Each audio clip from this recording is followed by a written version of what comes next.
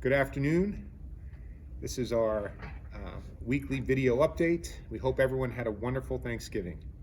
We appreciate your patience during our targeted closure this week, and whether this closure was needed or not is open to debate. As we stated, our hope by closing this week was that we'll be able to keep our schools open for in-person instruction longer. Switching to a full remote week uncovered some issues with the implementation of our hybrid schedules in a remote manner. We are working to address these issues.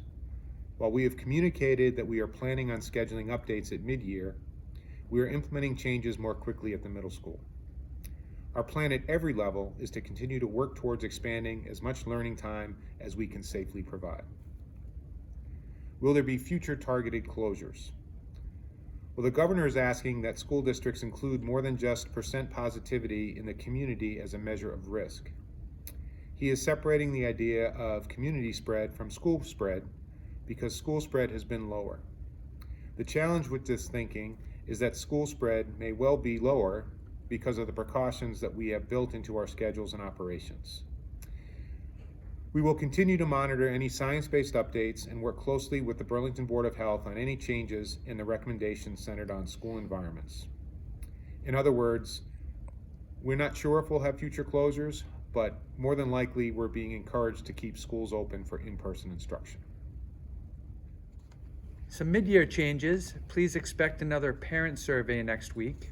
We will be asking families if they want to change their learning environment from remote to in-person or in-person to remote. Please know that if we have a significant number of changes, that we can't guarantee that your child will have the same teacher or the same schedule. In other words, we may not be able to accommodate every request. Some CDC changes. The CDC and the Mass Department of Public Health have made some changes to their quarantine guidelines.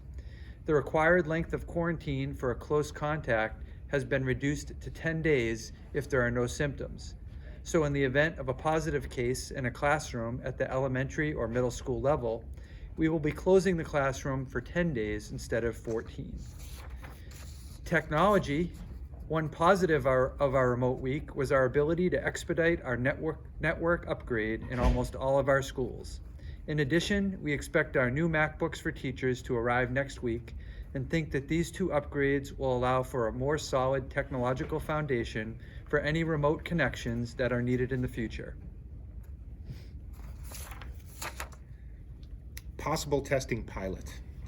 Without a statewide testing program for educators, several of our neighboring districts have entered into partnerships with testing companies to provide this service to teachers and staff.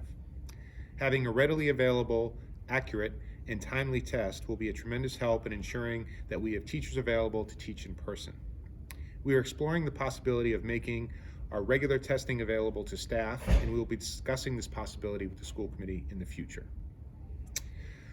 Please remember that Monday, December 7th, the schools are back open in full with students. So again, Monday, December 7th, students are back in person. And we're finally going to end with our gratitude. Thank you for your continued flexibility as the COVID landscape changes. We are making adjustments and hope to continually move toward a more typical school day.